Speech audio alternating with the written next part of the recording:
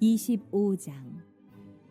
다윗이 군대 지휘관들과 더불어 아삽과 헤만과 여두둔의 자손 중에서 구별하여 섬기게 하되 수금과 비파와 제금을 잡아 신령한 노래를 하게 하였으니 그 직무대로 일하는 자의 수요는 이러하니라. 아삽의 아들들은 삭굴과 요셉과 느다냐와 아사렐라니, 이 아삽의 아들들이 아삽의 지휘 아래 왕의 명령을 따라 신령한 노래를 하며 여두둔에게 이르러서는 그의 아들들 그달리야와 스리와 여사야와 시므이와 하사비아와 마띠디아 6사람이니 그의 아버지 여두둔의 지휘 아래 수금을 잡아 신령한 노래를 하며 여호와께 감사하며 찬양하며 헤만에 이르러는 그의 아들들 붓기야와 마따냐와 우시엘과 스부엘과 여리목과 하나냐와 하나니와 엘리아다와 기딸디와 로맘디에셀과 요스부 가사와 말로디와 호딜과 마하시옷이라. 이는 다 헤만의 아들들이니 나팔을 부는 자들이며 헤만은 하나님의 말씀을 가진 왕의 선견자라. 하나님이 헤만에게 14아들과 3딸을 주셨더라. 이들이 다 그들의 아버지 지휘 아래 제금과 비파와 수금을 잡아 여호와의 전에서 노래하여 하나님의 전을 섬겼으며 아삽과 여두둔과 헤만은 왕의 지휘 아래 있었으니 그들과 모든 형제 곧 여호와 찬송하기를 배워 익숙한 자의 수요가 288명이라. 이 무리에 큰 자나 작은 자나 스승이나 제자를 막론하고 다 같이 제비 뽑아 직임을 얻었으니 첫째로 제비 뽑힌 자는 아삽의 아들 중 요셉이요 둘째는 그달리아이니 그와 그의 형제들과 아들들 12명이요 셋째는 삭굴이니 그의 아들들과 형제들과 12명이요 넷째는 이스리이니 그의 아들들과 형제들과 12명이요 다섯째는 느다냐니 그의 아들들과 형제들과 12명이요 여섯째는 붓기야니 그의 아들들과 형제들과 12명이요 일곱째는 여사렐라니 그의 아들들과 형제들과 12명이요 여덟째는 여사야니 그의 아들들과 형제들과 12명이요 아홉째는 마따냐니 그의 아들들과 형제들과 12명이요 열째는 시므이니 그의 아들들과 형제들과 12명이요 열한째는 아사레디니 그의 아들들과 형제들과 12명이요 열두째는 하사비아니 그의 아들들과 형제들과 12명이요 열셋째는 수바엘이니 그의 아들들과 형제들과 12명이요 열넷째는 마띠디아니 그의 아들들과 형제들과 12명이요 열다섯째는 여레못이니 그의 아들들과 형제들과 12명이요 열여섯째는 하나냐니 그의 아들들과 형제들과 12명이요 열일곱째는 요스부 가사니 그의 아들들과 형제들과 12명이요 열여덟째는 하나니니 그의 아들들과 형제들과 12명이요 열아홉째는 말로디니 그의 아들들과 형제들과 12명이요 스무째는 엘리아다니 그의 아들들과 형제들과 12명이요 스물한째는 호딜이니 그의 아들들과 형제들과 12명이요 스물두째는 기딸디니 그의 아들들과 형제들과 12명이요 스물셋째는 마하시옷이니 그의 아들들과 형제들과 12명이요 스물넷째는 로맘디에셀이니 그의 아들들과 형제들과 12명이었더라. 오늘 읽으신 25장에서도 성전에서 섬기는 사람들의 명단이 계속 소개되고 있습니다. 앞선 24장에서는 이제 성전에서 섬기는 사람들 중에서 특별히 이 제사장들의 제사장 직분을 맡은 사람들의 명단이 소개되었고요. 자, 오늘 25장에서는 또 어떤 직분을 맡은 사람들의 명단이 소개되고 있습니까? 1절을 다 같이 읽어보겠습니다. 시작. 다윗이 군대 지휘관들과 더불어 아삽과 헤만과 여두둔의 자손 중에서 구별하여 섬기게 하되 수금과 비파와 제금을 잡아 신령한 노래를 하게 하였으니 그 직무대로 일하는 자의 수요는 이러하니라. 특별히 24장에서 나오는 제사장의 직분 같은 경우는 특별히 아론의 자손들 중에서 사람들을 세웠다고 한다면 자, 오늘 25장에서는 특별히 아삽, 또 헤만, 여두둔의 자손 중에서 섬기는 자들을 세우게 되는데 자, 이제 성전에서 자, 이들이 어떠한 일을 감당을 하는 사람들인고 하니 여기 보니까 수금과 비파와 제김을 잡아 신령한 노래를 하게 하였으니, 그러니까 성전에서 악기를 연주하면서 찬양하는 사람들이다라고 할 수가 있습니다. 특별히 그래서 오늘은 25장 말씀을 좀 우리가 묵상을 하면서 우리가 항상 하나님 앞에 올려드리는 이 찬양이라고 하는 것에 대해서 보다 좀 깊이 묵상해 볼 수 있기를 바라는데요. 여러분, 이 찬양이라고 하는 게 무엇일까요? 자, 오늘 말씀에 의하면 1절, 2절, 3절에 보시면 공통적으로 들어가 있는 구절이 있습니다. 자, 1절은 읽으셨으니까 2절, 3절을 한번 읽어보겠습니다. 시작. 아삽의 아들들은 삭굴과 요셉과 느다냐와 아사렐라니, 이 아삽의 아들들이 아삽의 지휘 아래 왕의 명령을 따라 신령한 노래를 하며 여두둔에게 이르러서는 그의 아들들 그달리야와 스리와 여사야와 시므이와 하사랴와 맏디디야 6사람이니 그의 아버지 여두둔의 지휘 아래 수금을 잡아 신령한 노래를 하며 여호와께 감사하며 찬양하며. 여기 보면은 1절 그리고 2절 3절에 공통적으로 들어가 있는 구절이 있는데 1절에 보시면 여기 신령한 노래를 하게 하였다. 또 2절 3절에도 신령한 노래를 하며. 그러니까 먼저 우리가 기억해야 될 것은 이 찬양이라고 하는 것은 바로 신령한 노래다라는 것입니다. 신령한 노래. 자, 그런데 이 신령한 노래라고 하는 이 말을 히브리 원어를 찾아보게 되면 예언의 의미인 이 나바라는 단어가 사용되고 있습니다. 나바, 예언이라고 하는 의미인데, 그러니까 이 신령한 노래라고 하는 것은 예언하는 노래다 이렇게 말씀드릴 수가 있는데, 여기서 예언은 뭐 미래의 일을 미리 말한다는 그런 의미가 아니라 하나님의 말씀을 대신 전한다라고 하는 그러한 의미에서의 예언입니다. 그러니까 찬양은 우리 인간들 편에서 일방적으로 하나님을 높여드리는 그러한 노래라는 그런 어떤 기본적인 의미에서 한 단계 더 나아갑니다. 그래서 이처럼 예언적인 의미로서 노래를 통해서 하나님의 말씀이 노래하는 그 사람의 입술을 통해서 또한 전달되게 하는 그러한 도구다라고 말씀드릴 수가 있습니다. 그래서 우리는 말씀을 듣는 설교 시간뿐만이 아니라 이렇게 하나님을 소리 높여 찬양 드리는 이 시간을 통해서도 우리는 하나님이 어떤 분이신지, 또 하나님께서 나에게 주시는 말씀이 어떤 말씀인지, 또 하나님께서 우리 공동체를 향하여 주시는 뜻이 무엇인지를 얼마든지 이 찬양을 통해서 귀를 기울여 들을 수가 있다는 것이죠. 예를 들어서 오늘 새벽에 우리가 예배를 시작하면서 찬송 304장을 올려드렸습니다. 그 크신 하나님의 사랑 말로 다 형용 못하네. 그렇습니다. 우리는 이 찬송을 부르면서 나를 사랑하시되 하나밖에 없는 독생자라도 아끼지 아니하고 십자가에서 죽이시는 그러한 그 크고 놀라운 사랑으로 내가 너를 사랑한다라고 말씀하시는 우리 하나님의 음성을 우리는 찬송을 하면서 또한 들을 수가 있는 것입니다. 여러분, 설교뿐만이 아니라 이렇게 찬양을 통해서도 하나님의 마음과 또 하나님의 뜻을 발견하시면서 더욱 깊이 하나님을 만나는 은혜가 우리 안에 충만하게 임하게 되시기를 주님의 이름으로 축원합니다. 또 찬양은 무엇입니까?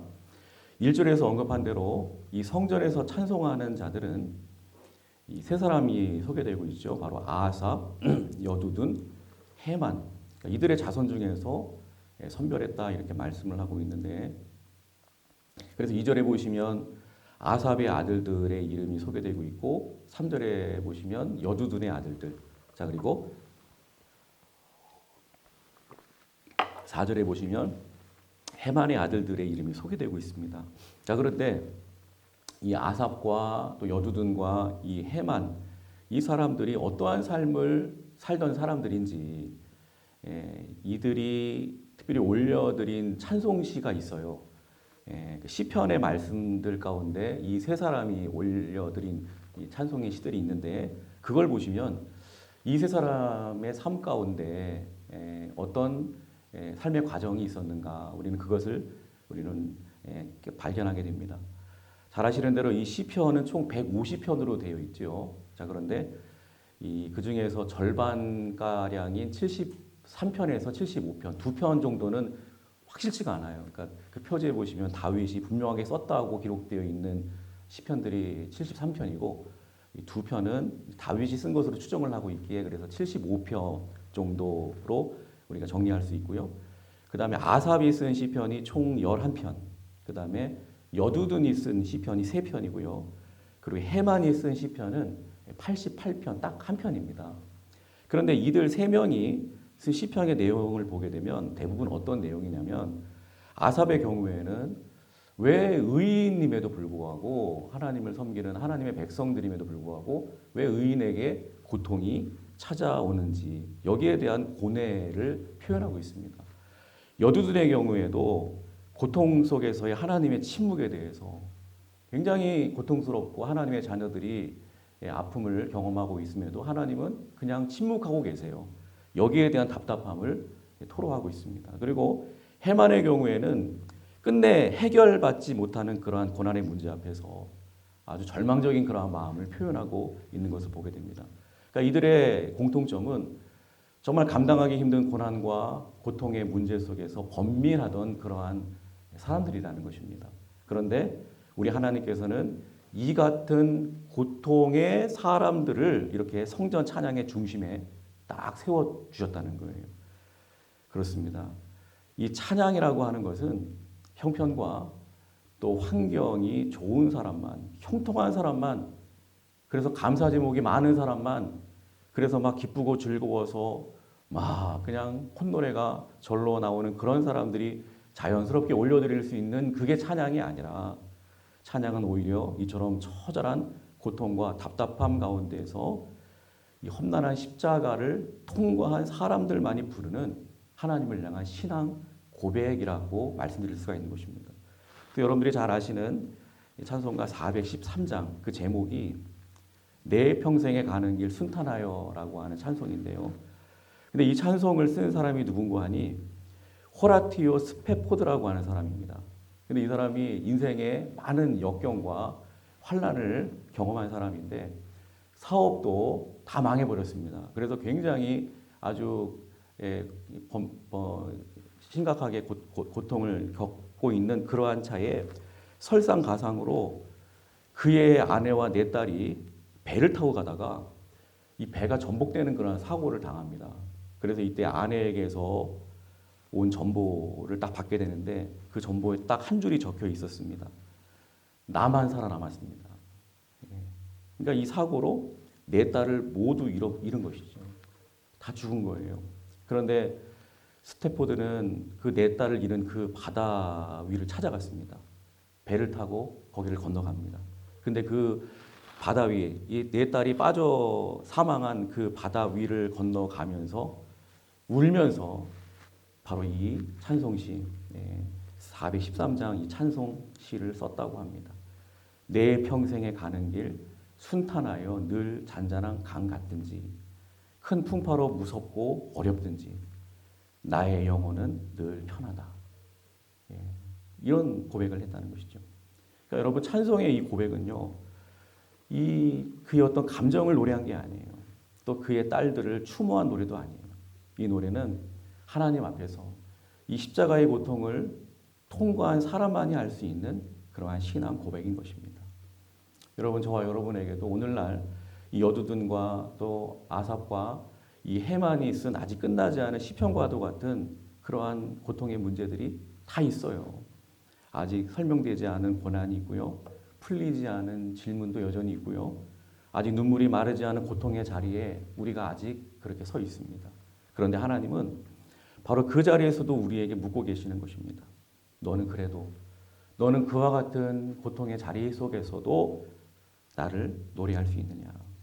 너는 그래도 스태포드처럼 나를 찬양할 수 있느냐? 그렇습니다. 이 찬양이라고 하는 것은 다 괜찮아지고 회복되어져서 부르는 노래가 아니라 지금 현재가 괜찮지 않아도 오히려 더 힘들어도 아주 죽겠어도 하나님을 그래도 저는 놓지 않겠습니다 하는 하나님을 향한 일편단심 변치 않는 신앙 고백인 줄로 믿습니다.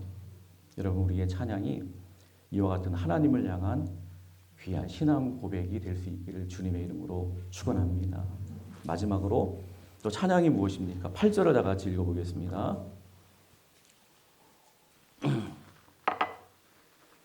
8절 시작. 이 무리의 큰 자나 작은 자나 스승이나 제자를 막론하고 다 같이 제비 뽑아 직임을 얻었으니. 그러니까 이 성전에서 이 찬양으로 섬길 사람들을 지금 어떻게 뽑을 때 어떻게 했느냐? 우리 생각으로는 당연히 이제 찬양하는 사람들이니까 음악성이 있는 사람들 위주로 뽑았을 것이다. 혹은 뭐 전문적으로 음악을 전공한 사람들 위주로 혹은 노래를 잘하는 그러한 사람들 위주로 이렇게 뽑아 세웠을 것이다. 이렇게 생각을 하는데요. 근데 여기 보니까 어떻게 뽑았다고 말씀합니까? 이 무리의 큰 자나 작은 자나 스승이나 제자를 막론하고 다 같이 제비 뽑아 직임을 얻었으니.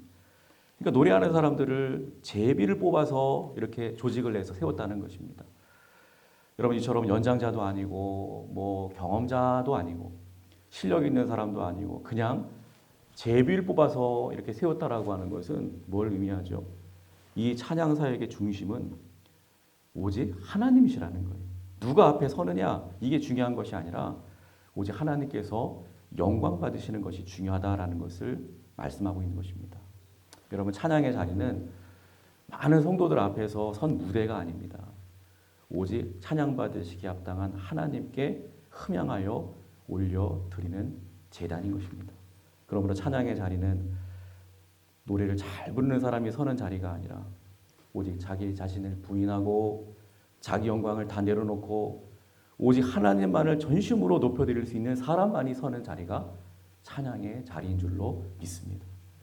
여러분 비록 우리는 찬양대원이 아닐 수도 있고요. 또 찬양팀에 속해 있지 않을 수도 있지만 그러나 오늘 주신 이 말씀처럼 여러분 찬양을 통해서 하나님의 말씀을 듣고 또 하나님의 뜻을 깨달으시면서 그분 앞에 더더욱 순종하며 나아가는 우리 모두가 되시기를 바랍니다.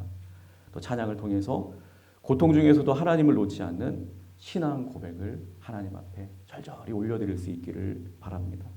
또 여러분의 삶의 모든 자리가 오직 하나님께만 영광 돌리는 그러한 자리가 되도록 그렇게 만들어 가셔서 정말 이 시대에 하나님께서 기뻐 받으시는 진정한 찬양의 직분자로 우리 모두가 아름답게 쓰임받는 은혜가 있게 되시기를 주님의 이름으로 축원합니다.